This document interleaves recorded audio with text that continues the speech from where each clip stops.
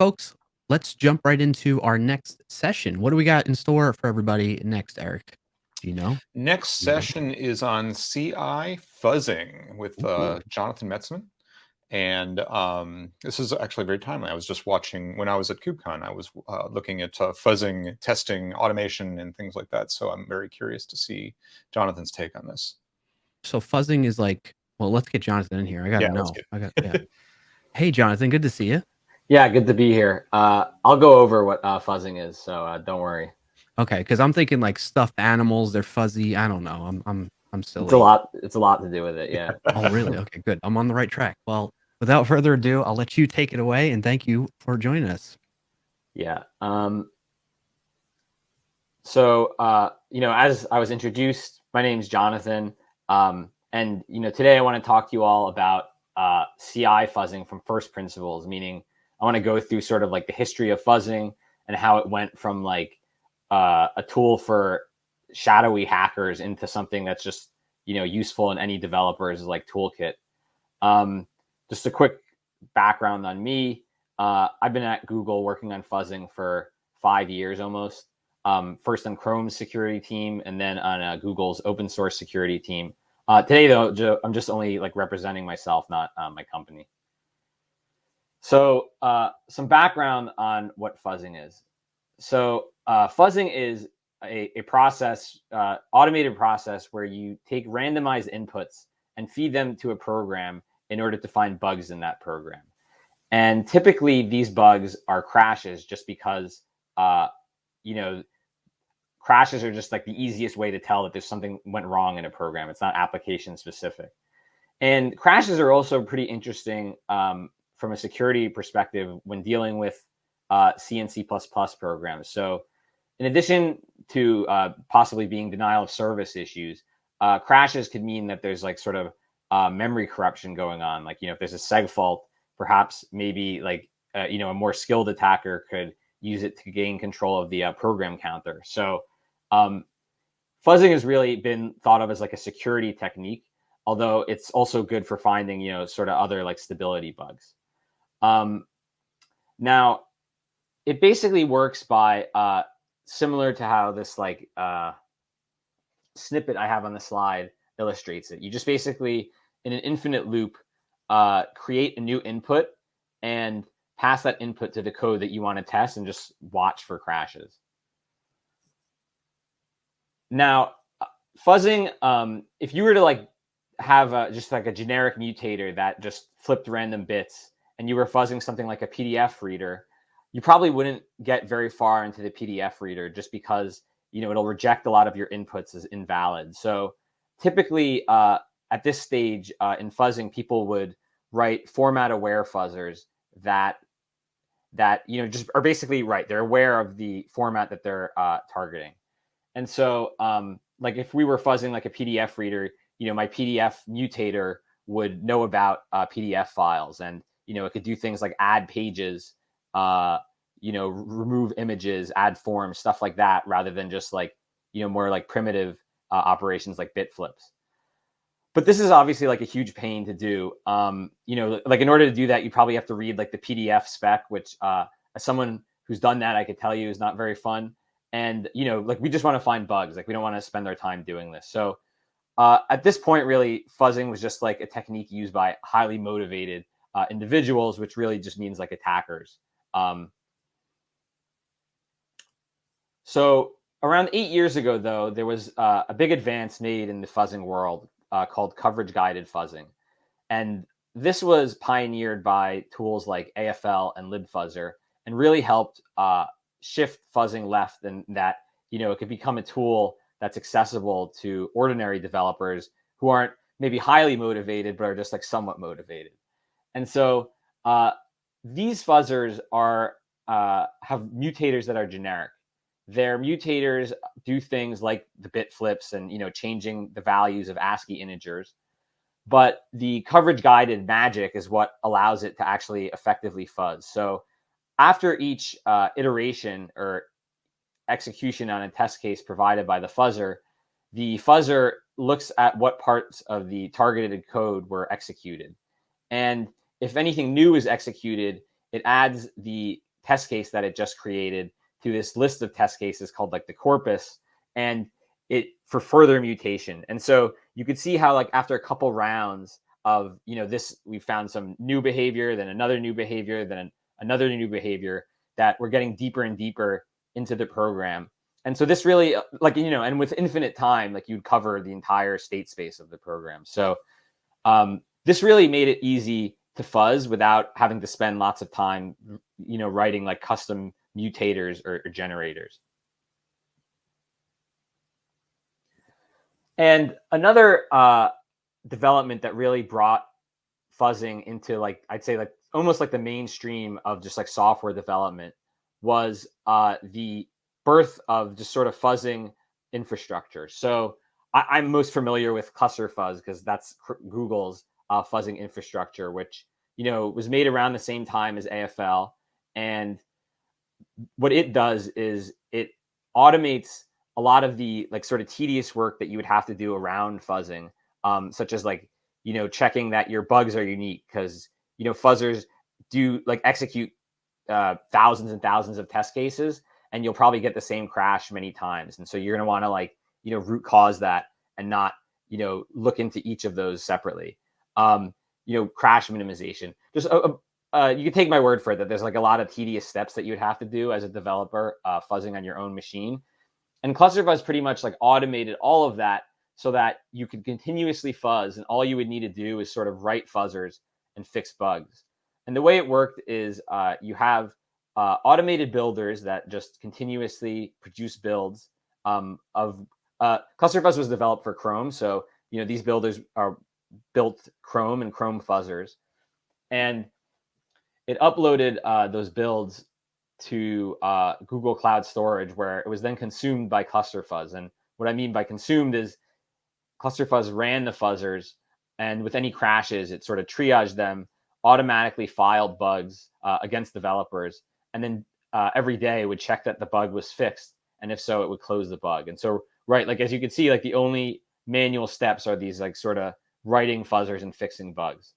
And this workflow like worked really well on Chrome, and we extended it to other parts of Google, like Chrome OS, Android, like internal code. And like it's very tailored towards what we can do as Google, right? So, we run ClusterFuzz on hundreds of thousands of cores. We run, probably in like the thousands of fuzzers, and we found over like 50,000 bugs that we've reported with ClusterFuzz like over the years. And other big companies like Microsoft has a similar tool called like OneFuzz, which is basically like their version of ClusterFuzz, right? So I think this model works pretty well for large companies, basically like the companies that have people developing these tools, just because it's just very tailored towards the needs of the company. But if you're just an ordinary developer who doesn't want to think too much about fuzzing but wants some of the benefits, is this really sort of like what you want or need? Are there costs to having such like a fancy fancy infrastructure? And of course, I wouldn't be here if there weren't.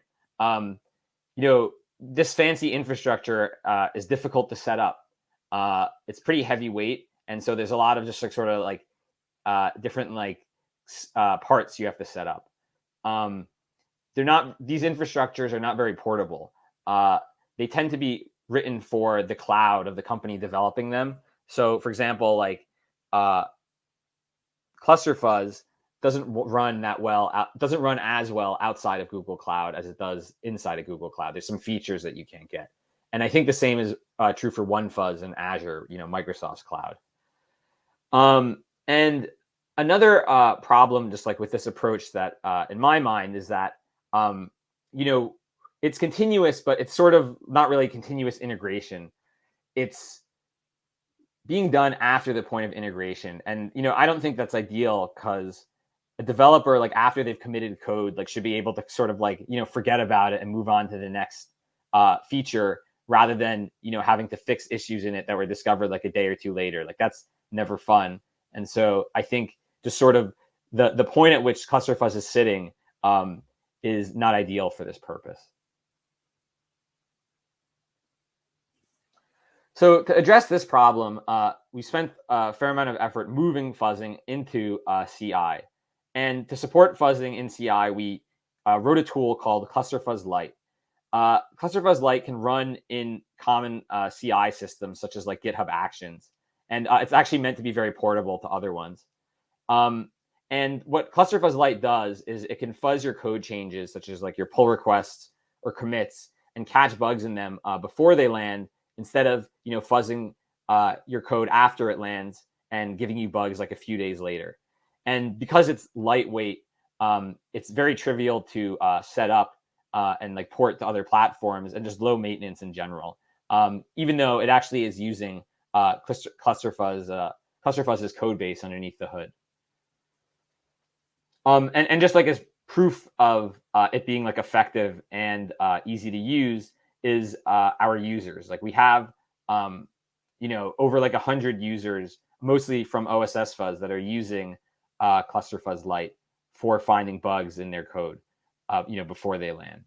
And, we found hundreds of crashes in those projects' code. And so the way ClusterFuzzLite works is intended to make fuzzing like you would run unit tests in CI. So pretty much like any other CI tool, this is ClusterFuzzLite in GitHub Actions. You get like a pull request, and ClusterFuzzLite kicks off fuzzing it. And if it finds a crash, it reports like a failed status. By the way, CI Fuzz was just like an old name for ClusterFuzzLite. So it reports a failed status, and makes available the inputs that caused the crash for you to so you could reproduce it on your own, and lets you view the output of the crash. So like here's the stack trace from a crash that ClusterFuzzLite found in OpenSSL, and this crash, or this bug rather, wasn't actually merged into the OpenSSL code base because ClusterFuzzLite caught it before it could be merged. So hopefully I've sold you pretty well on, ClusterFuzzLite. Let's maybe dive into a bit of how it works, just because I think, there's a lot maybe I could learn from sort of, the DevOps community on what works well in CI, and maybe, some people will like some of the, compromises and trade-offs we made. So fuzzing is not, so like ClusterFuzzLite was not as simple as just like plopping, fuzzing into CI and calling it a day, just because fuzzing is sort of like ill-suited towards CI, I think, or at least like how fuzzing was done before ClusterFuzzLite. Fuzzing, relies on like non-determinism. There's randomized inputs, and that's not great in a CI system because you want errors to be reproducible, so that devs know what they did wrong. Another problem is just like speed, right? So fuzzing may need, like, you never know really when you're done fuzzing necessarily. It's always possible that there are more bugs. It's not like a sound technique that like proves the absence of bugs. But we can't spend like hours. So, and you probably will find more bugs the longer you spend fuzzing. But you can't, we can't spend hours fuzzing on a pull request and block it from landing. Like, no dev is going to put up with that. And finally, there's an issue of like fuzzer selection that I'm going to touch on in a bit. So first, the non-determinism. There are two really bad ways that like non-determinism in fuzzing could really burn someone doing fuzzing in CI with like a naive approach. So if our fuzzers were non-deterministic in CI, what they could do is convince developers that they introduced a bug that they didn't in fact introduce. So for example, suppose Alice commits code on Monday that contains a bug. And because, fuzzers are like unsound, it just happens to miss that bug. But later, Bob on Tuesday has a pull request up, and the fuzzer happens to find Alice's bug now. Well, like Bob is not going to be happy that we're failing on his pull request and not on Alice's. So that's one issue. And another one that's perhaps even more insidious is convincing you that you fixed the bug when you actually haven't. So the way this would work is, if, let's say, suppose that CI fuzzing were capable of finding Alice's bug like in her pull request. and then she tried making a fix, but the fix was incomplete. And she puts up the pull request for review again, and CI fuzzing kicks off. And this time, due to randomness, like it misses her bug. Well, to her, it's going to look like that bug was fixed. And so that's obviously like quite bad. So to deal with this, we do a couple different things. The first, like the simplest, like low-hanging fruit was just, using a fixed random fixed seed for the random number generator. And this kind of reduces the number of bugs that we find overall, probably, but it gives us more determinism, which I think is more important in like a CI fuzzing system than, completeness is not as important as some of these other properties. And then the other technique that we use is we only report novel crashes. So back to like the Alice and Bob case, what ClusterFuzzLite actually does is if there's a crash in Bob's pull request, it'll download an old build of the fuzzers and see if that crash could be reproduced in the old build. And if a crash could be reproduced in the old build, then we know that the code that we're testing, Bob's pull request, did not introduce it. So ClusterFuzzLite actually won't report the bug in that case. And hopefully, like if you're just doing that, you might end up like missing bugs, but hopefully you'll have another longer running fuzzing process that could catch that later. So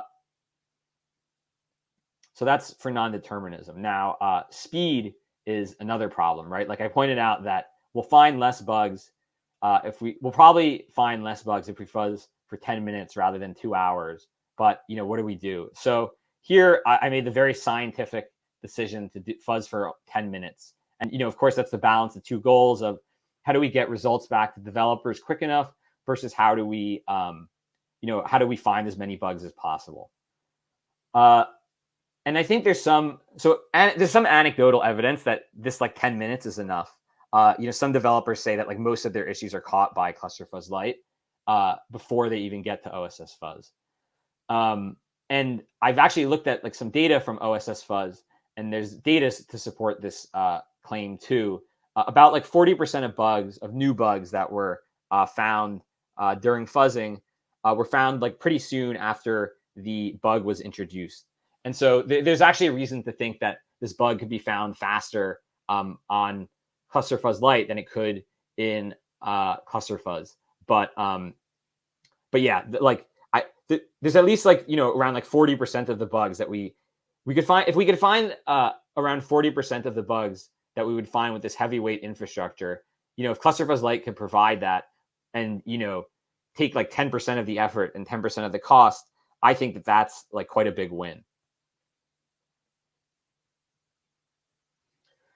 And finally, the last like smart feature of or like adaptation we made to CI for ClusterFuzzLite was deciding which fuzzer to run. So fuzzers are kind of like chips in that like people who write one tend to do more than one. So here you could see like fuzzers in system D, and you can see that there's at least like 4 that begin with the letter B, right? And there are actually many more fuzzers, right? So how do you know when you have like a pull request that you're testing? How do you know which one of these to run? And what ClusterFuzzLite does is it will download coverage reports for each fuzzer, and it'll take the diff that it's actually testing and see, oh, this fuzzer covers the code that's been changed. I'll run that fuzzer, and if the fuzzer doesn't cover that code, then it doesn't get run. And so we can more efficiently spend the 10 minutes that we have to fuzz running fuzzers that could actually find bugs introduced by the change than we would if we were just running every single fuzzer. And ClusterFuzzLite has a lot of like just features that ClusterFuzz does, such as like support for different sanitizers, which are good for finding different kinds of like issues in C and C++ code, like undefined behavior or use of uninitialized values. It also supports other languages such as like Rust, Go, Python, and Java. And I know I've sort of focused a little bit on C and C++, and that's just sort of where fuzzing has had the most success. But it's definitely a useful tool for non-C and C++ projects. Yeah, so in addition to providing like CI style fuzzing where we're testing code changes, ClusterFuzzLite could actually provide some of the core features of ClusterFuzz. For example, like just long running fuzzing jobs that take multiple hours and like asynchronously reports bugs, which is just like the main thing ClusterFuzz does. That could be done by ClusterFuzzLite using just like the cron functionality of CI systems like GitHub Actions. And another cool feature that ClusterFuzzLite offers are coverage reports, which I mentioned before are useful for determining which fuzzer to run, but are also just nice for developers because they could see which parts of the code are being tested during fuzzing and which parts are being missed. So now hopefully, we have enough background to like understand what ClusterFuzzLite does, and maybe some of you are eager to see how you can use it. So as I said, like it should be very easy to set up ClusterFuzzLite. It's built for this purpose. We have many users, and that's sort of evidence for that. The first thing you need to do to use ClusterFuzzLite is write libfuzzer harnesses. This is basically just consists of implementing like an API that libfuzzer will call into. And this API just needs to accept like a byte buffer, and you pass that byte buffer to the code you want to fuzz. This is fairly easy to do. Like you see this example from OpenSSL, or I think Boring SSL, is only about 20 lines. And there's a lot more details on writing libfuzzer harnesses at the libfuzzer documentation. And then the next step is just sort of like configuration so that ClusterFuzzLite can build your fuzzers. This just consists of a bunch of other small files. So first you've got a YAML file that just declares the language your project is written in. You got like a Docker file just to install any dependencies you need to build the project. And then finally you have a bash script that is really just a wrapper around your own build system to build fuzzers for your project. And that's really all you need to like support any of the core functionality of ClusterFuzzLite. But to actually run it, you're going to need to figure out where you want to do that. And so I think I've like mentioned it a few times, but like it could be run, ClusterFuzzLite could be run in different CI systems. So we support like Google Cloud Build, we support Prow. It's easy to add support for other systems. And of course, we support like GitHub Actions, which I think have probably like exploded somewhat in popularity just because, so much code is developed on GitHub, and this just makes it convenient. So to take advantage of ClusterFuzzLite, once you've done those previous steps, you basically could just like copy and paste these 20-line or 30-line workflow files to use ClusterFuzzLite. So it's really trivial to set up, I think, especially if you know like fuzzing already and like you're familiar with fuzzing. And actually this previous process is actually quite similar to OSS-Fuzz. So if you've used OSS-Fuzz on an open source project and you now are on a proprietary project and want to use want to do fuzzing, you should be pretty familiar with this process. So some like future ideas for extending this even further that I've had, just because we got a bit of time left. So I mentioned that ClusterFuzzLite can use coverage information and diffs to target, to run fuzzers that actually affect the changed code. But one thing that would be interesting is if we know which code is changed, could we tell the fuzzer to focus on that particular area of the code? And there are some tools that have been released that do stuff like this, and maybe they would be useful in a CI context. Actually, one reason why I'm not using, I think, like the current generation of them is just because I think it's, I was a bit worried about like the speed. Like there's some extra steps, and if it slows down fuzzing, it's probably not worth it for me. But if the fuzzer were capable of knowing what it's fuzzing, maybe we could use better heuristics than just quitting after 10 minutes. Like maybe we could say, if we've tested this code like 1 billion times, just quit because we're pretty confident there's no bugs in there. And finally, like I think one thing that is sort of lacking. So, right, like I said, fuzzing sort of started on people's like desktops, and I want to make it user friendly. Like I want to make it maybe end up back on the user's desktop, but be user friendly this time in a way that like developers would use and not just like hackers would use. So, right, like you don't only run unit tests in your CI, you run it locally. Maybe like you should have a way to quickly run these fuzzers in like a ClusterFuzzLite style way locally. Ooh. So to conclude my talk, you should fuzz your code, because if you don't, someone else will and find vulnerabilities in them, in your code. And CI fuzzing can really help catch a lot of vulnerabilities before they're merged into your code, and really, it's like a very cheap way to get a lot of the benefits of continuous fuzzing.